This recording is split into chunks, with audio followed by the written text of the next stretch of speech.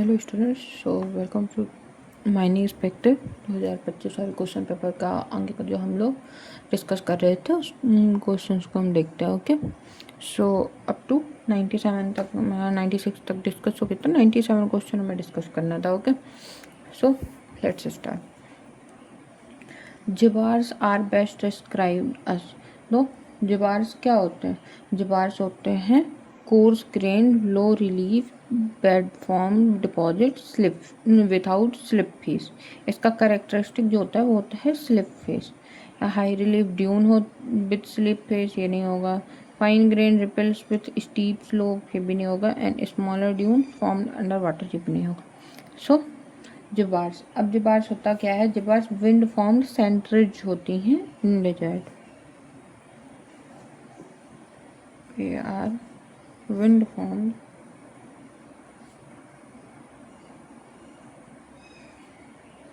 sand ridge found in desert.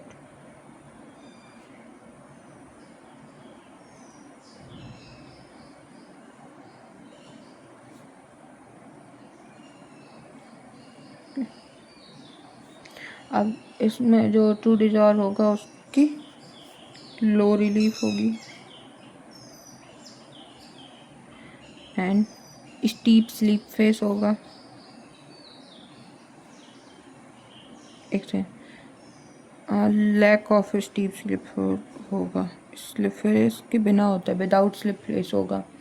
And form होगा under stronger wind condition में where sand is not accumulated enough to create dunes.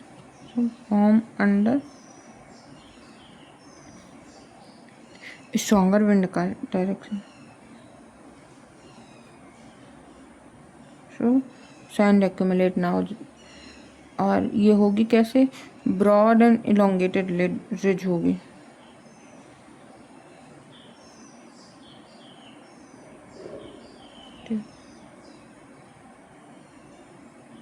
Ridge है और इसका slope gentle होगा. Slip flesh available नहीं होंगे. Common होगा इन द एरिड इन्वायरमेंट. तो जो ऐसा स्ट्रक्चर होगा उसको हम बोलते हैं ये होगा. स्लिप फ्लेस एब्सेंट है, रिलीफ लो है, शेप इसका ब्रॉड रिज शेप है, माइग्रेशन इसका स्लो होता है क्योंकि सेंटर एक्यूमुलेट ही नहीं हो रही है ज़्यादा. लो माइग्रेशन. ऑप्शन देखते हैं. Option high relief dunes with slip faces. High relief dune with slip face क्या होता है? मैच्योर ड्यून्स को डिस्क्राइब करता है. मैच्योर ड्यून, तो यही हो गया. अब fine grain ripples with steep slope, ये रिपल्स हो गया. रिपल्स के बारे में बता रहा है कि फाइन ग्रेन्स होंगी और स्टीप स्लोप होगा. Small dunes formed under water. So ये सब एक कुछ बेड फॉर्म्स के लिए बता रहे. अब इसके लिए एक वो कर सकते हो, जैसे इसका नाम है जवार, तो इस पे लिख सकते हैं zero slip faces. Without slip face होता है तो इसको इस तरीके से हम याद रख सकते हैं कि जिबार किसे कहेंगे जिसपे स्लिप फेस जीरो होते हैं. The imbricate structure refers to. Imbricate जो स्ट्रक्चर है उसको हम लोगों ने साड़ी वाले लेक्चर में अपन ने देखा था. इम्ब्रिकेट टेक्सचर वाले में सेम वही स्ट्रक्चर भी होता है. स्ट्रक्चर का भी वही काम है इस पर. सो क्या करता है इम्ब्रिकेट में? ओवरलैपिंग अरेंजमेंट को शो करता है. किस डायरेक्शन में? फ्लो डायरेक्शन में. सो क्या शो करेगा? Overlapping arrangement of gravel inclined in flow direction.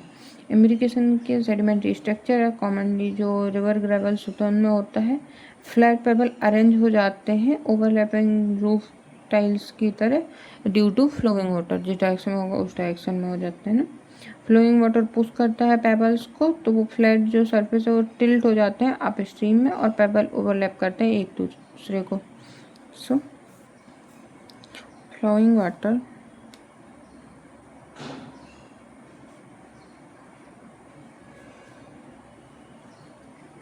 pushes pebbles so that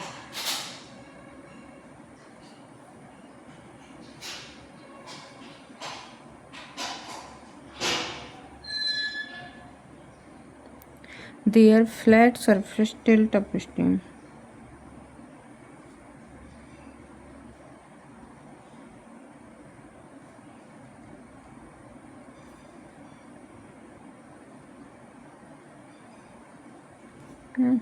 And pebbles overlap each others.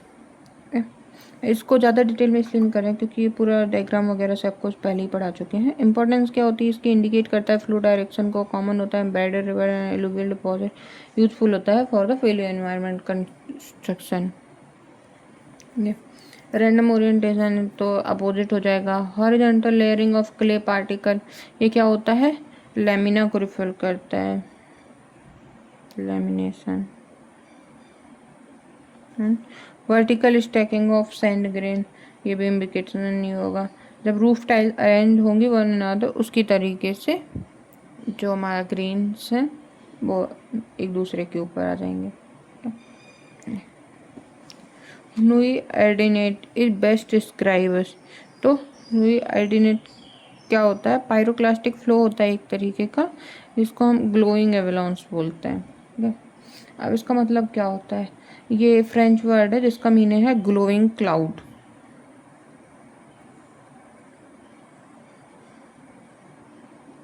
Glowing cloud, ये बहुत ही hot and fast moving mixture होता है, very hot and fast moving mixture of volcanic gas,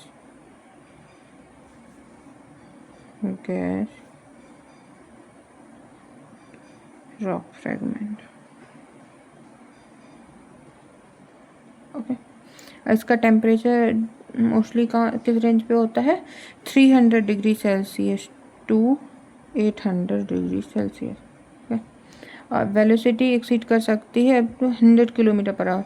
formation कैसे होता है इसका, तो जो कोलैप्स होता है इरप्शन कॉलम में, उसमें कोलैप्स होगा लावा डोम में और एक्सप्लोसिव इरप्शंस में।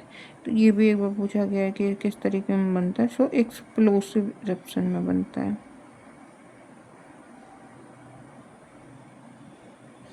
इसमें क्या होता है, हॉट गैस का जो क्लाउड होता है वो करता है रैपिडली डाउन स्लोप और डिस्ट्रॉय करता है एवरीथिंग जो भी इसके पास में होता है।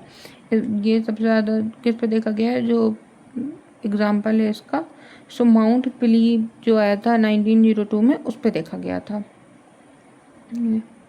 स्लो मूविंग लावा फ्लो तो स्लो का ये नहीं होगा, pipe and other type of volcanic bomb lava, बाकी कुछ नहीं होगा। Okay, next.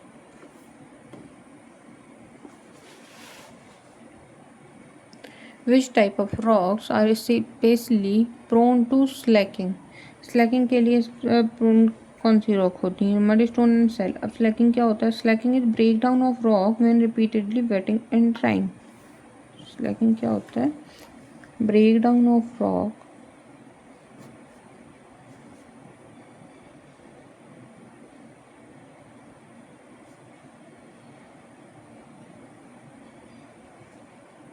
when repeatedly wetted and dried। When water अब इसमें क्या होता है, जब कोई भी रॉक है वो अल्टरनेटिवली बार बार वेट एंड ड्राई होने की वजह से जो उस पर ब्रेक डाउन होता है, उस ब्रेक डाउन को हम क्या बोलते हैं, स्लैकिंग बोलते हैं।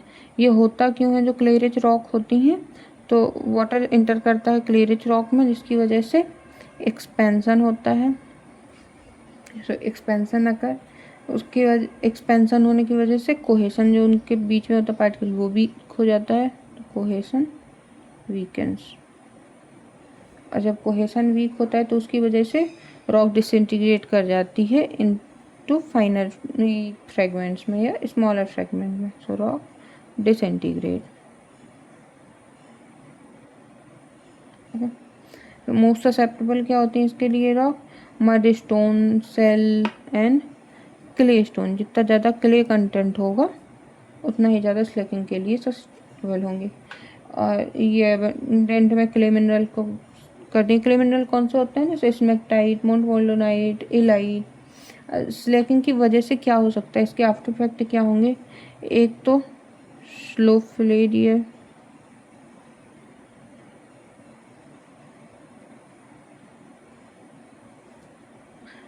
Road cut instability,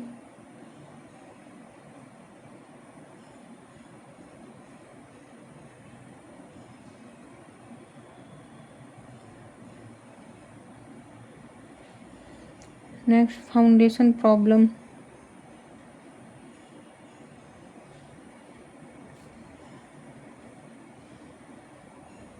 and mine wall degradation.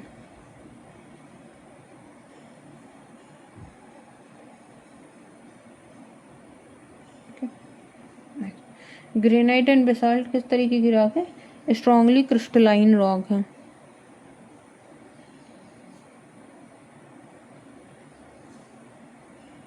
Mud stone and shale highly susceptible है इसके लिए। सैंड स्टोन एंड क्वार्जाइट ये भी जनरली रेजिस्टेंट होती हैं। Lime stone and marble dissolve हो सकता है केमिकली, बट इसमें स्लैग प्रोन नहीं होती हैं। ओके, सो जितनी ज़्यादा रॉक क्ले रिच होगी उतना ही ज़्यादा वो स्लैग प्रोन होगी। नेक्स्ट, तो ये क्वेश्चन भी आपका रिपीट हुआ है, जो रेलिस और स्कैटरिंग वाला है, ये वाला भी आपका रिपीट हुआ है। Rayleigh scattering dominates where electromagnetic radiation interacts with particles that are smaller in size than the wavelength of the light.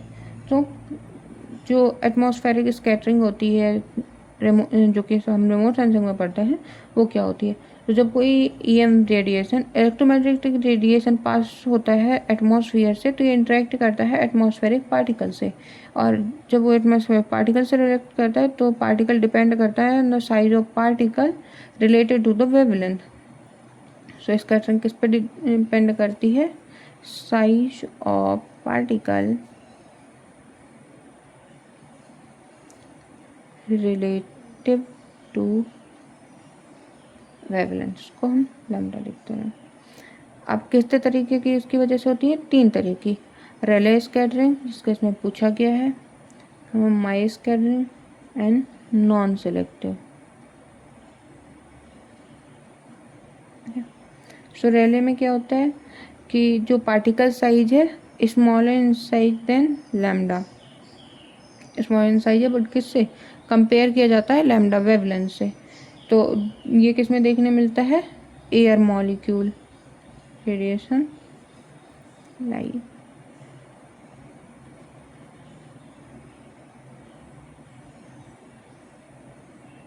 My scattering में क्या होता है, सिमिलर टू लैम्डा, बराबर होगा ऑलमोस्ट। ये किस में देखने मिलता है, जो डस्ट पार्टिकल है, स्मोक है, उस पर। नॉन सेलेक्टिव में क्या होगा, larger in size compare to lambda, इसको बोलते हैं non selective type of scattering, जो कि होता है वाटर ड्रॉपलेट से, क्लाउड से, ये और क्लाउड। ओके, सो रिले स्कैटरिंग कब होगी, जब पार्टिकल साइज है वो बहुत कम हो कंपेयर टू लैम्डा। और shorter wavelength scatter much more strongly than longer wavelength, ये भी आप एक रख सकते हो इंटेंसिटी को याद रखने के लिए। एक रिलेशन होता है आपका, जो इंटेंसिटी ऑफ स्कैटरिंग वेव है।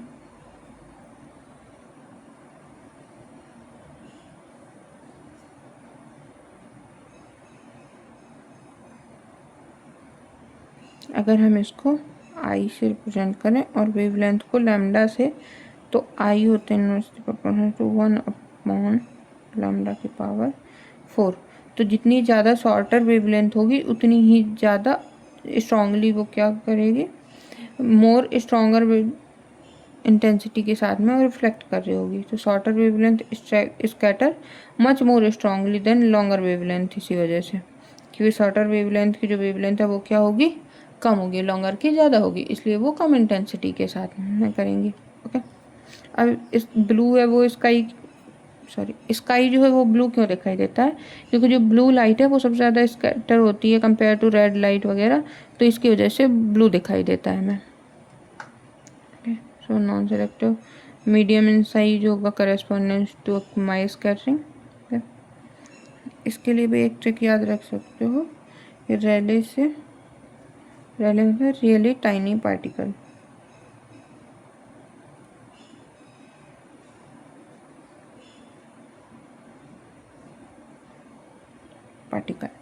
Okay. Next is a numerical data structure that represents the spatial distribution of the altitude of the terrain. So ये क्या होता है, DEM digital elevation model. DEM क्या रिप्रेजेंट करता है, अर्थ का जो सरफेस एलिवेशन है उसको करता है। ग्रिड सेल में आपका एलिवेशन का जो डेटा होता है न्यूमेरिकल डेटा होता है, okay.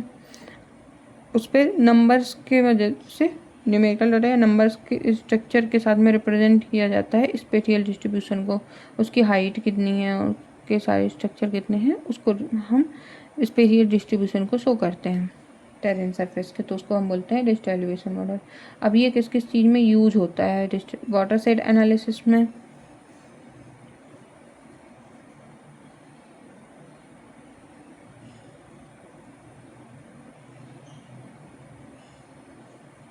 Slope calculation,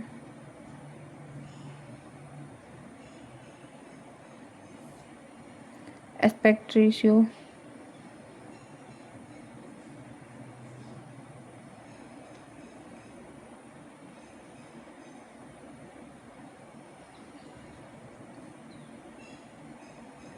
terrain modelling, water third यानी कि ग्राउंड वाटर स्टडीज़ में भी लैंडस्लाइड वगैरह जैसे हजारमेंट वाले इशू हैं उसके असेसमेंट में, लैंडस्लाइड से हजार्डस में, ओके। नेक्स्ट होता है, एक और होता है जैसे होता है डिजिटल एलिवेशन मॉडल, वैसे ही एक होता है DSM। सो DSM में क्या होता है, एलिवेशन इंक्लूड करता है बिल्डिंग्स एंड ट्री का भी। DTM में होता है DEM प्लस टेरेन कैरेक्टरिस्टिक्स, तो उसको हम बोलते हैं DTM। तो आई होप यहाँ तक क्लियर होगा। और सोर्सेस क्या होते हैं इसके DEM के, जैसे एस्टर GDEM है, स्ट्रोकाटो DEM है, नहीं आएगा आई थिंक इतना, ओके। तो स्क्रीनशॉट चाहो तो आप ले सकते हो, ओके।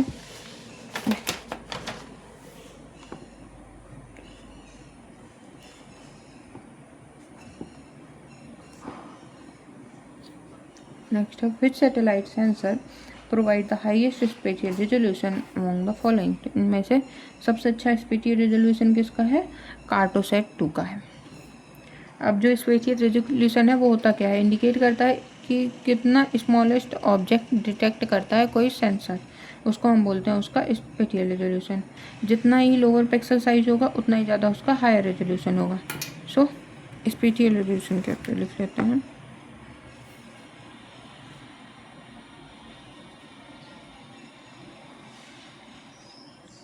इंडिकेट करता है spatial resolution the smallest object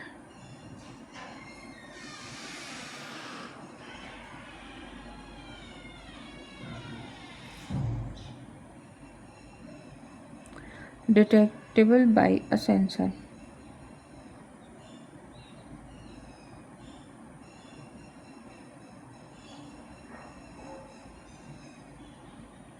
okay, जितना ही लोअर पिक्सल साइज होगा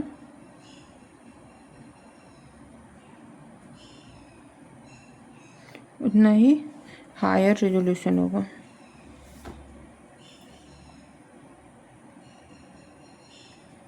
ओके। सो सबसे ज़्यादा किसका होता है, जो लिस्ट 3 है वो मीडियम रेजोल्यूशन सेंसर है, 23.5 मीटर का रेजोल्यूशन होता है इसका। लिस्ट 4 है उसमें 5.8 मीटर का है, एंड ये इकोनॉस है इस पर 1 मीटर का है।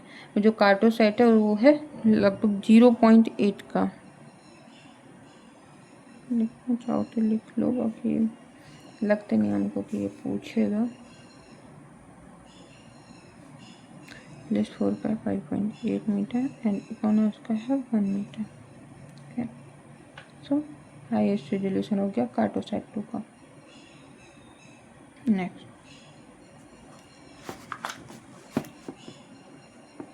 Indian Regional Navigation Satellite System IRNSS is designed to provide a position accuracy for better than the primary service area। तो ये जो IRNS है ये किसके बारे में बात कर रहा है, जो हमारा नाविक सिस्टम है। सो IRNS को पॉपुलरली किस नाम से जाना जाता है, नाविक नाम से। नेविगेशन विद इंडियन कॉन्स्टलेशन, इसका भी फुल फॉर्म लिख लो आप कभी भी। नाविक, navigation with Indian constellation.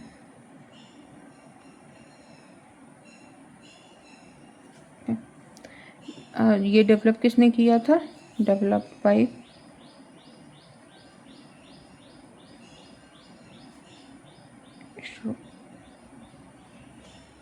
Cover कितना करता है, इसकी कवरेज क्या है,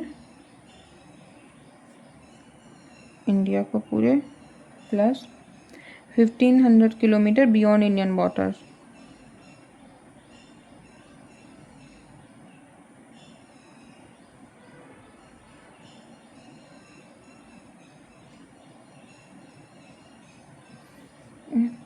और ये सर्विस क्या बताता है, एक तो बताता है हमें कि दो टाइप से सर्विसेज देता है, एक तो स्टैंडर्ड पोजीशनिंग सर्विस देता है और दूसरा रिस्ट्रिक्टेड सर्विस की तरीके का करता है, जैसे एरिया पे नहीं देना है। एक्यूरेसी क्या है इसकी, एक्यूरेसी है system designed to provide positioning accuracy better than 20 metre, जो कि इसमें पूछा है इन्होंने कि इसकी एक्यूरेसी कितनी है, तो लगभग 20 मीटर है हमारी। ओके, और ये जो और है नाविक के काउंटर पार्ट्स हैं इंडिया के, वो क्या है, जैसे जीपीएस अमेरिका का global positioning system, full form आया था I think, global positioning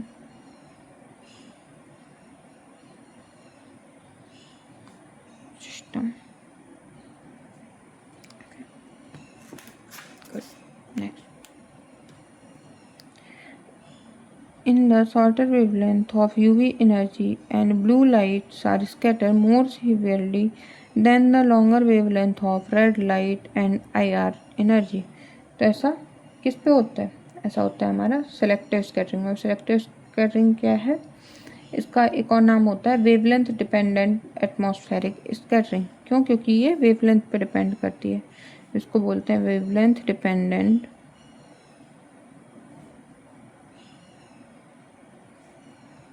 atmospheric scattering.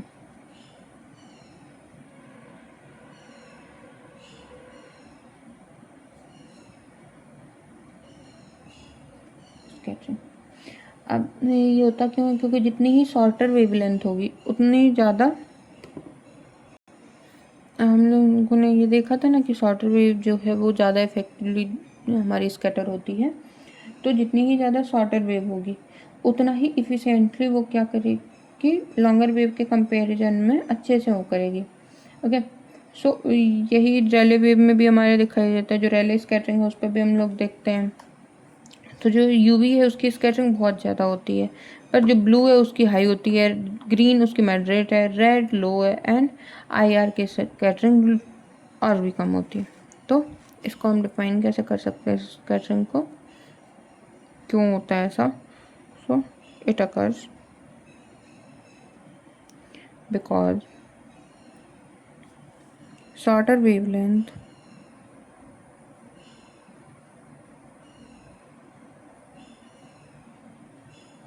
are scattered much more efficiently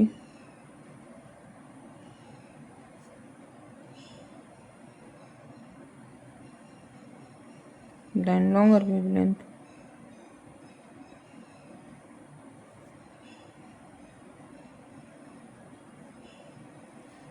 अब इसमें इसमें क्या पूछा है, shorter wavelength of UV energy and blue light are scattered more severely. क्यों?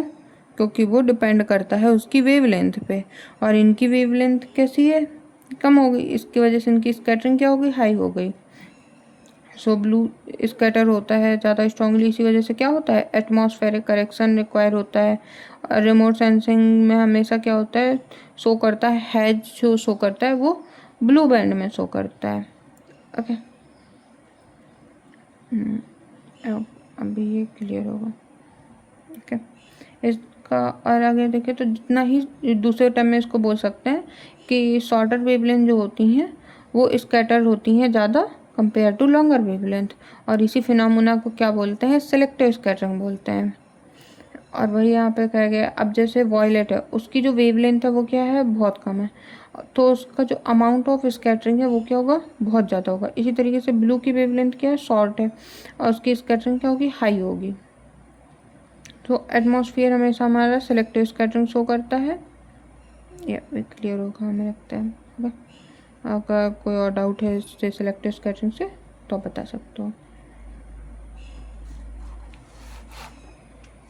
इसमें जो मैकेनिज्म है वो क्या है, रेले स्कैटरिंग है, और जो इसका इफेक्ट है वो हमें सेलेक्टिव स्कैटरिंग की तरह देखने मिलता है।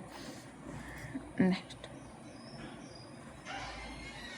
so the universal transverse mediator UTM system was developed by, UTM system किसके द्वारा डेवलप किया गया था, ये डेवलप किया था हमारा जो मिलिट्री है, ब्रिटिश सर्वे, जो यूएस मिलिट्री है उसने, जो ब्रिटिश सर्वे डिपार्टमेंट है उसने इसको नहीं किया है, यूएस मिलिट्री ने किया है। यूटीएम होता क्या है, एक ग्लोबल कोऑर्डिनेट सिस्टम है जो कि यूज होता है for the accurate mapping and navigation. So UTM is, ये क्या है, ग्लोबल कोऑर्डिनेट सिस्टम है।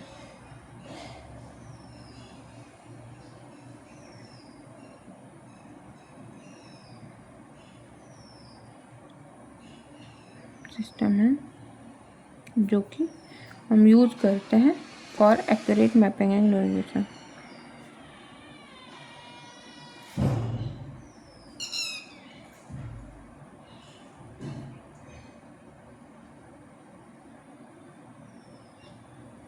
ओके, लैटिट्यूड लॉन्गिट्यूड को डायरेक्टली यूज़ नहीं किया जाता, उसकी जगह 60 जोन में और 6 डिग्री लॉन्गिट्यूड वाइड उनको 60 जोन्स में डिवाइड किया गया है, उनकी हेल्प से ही हम करते हैं।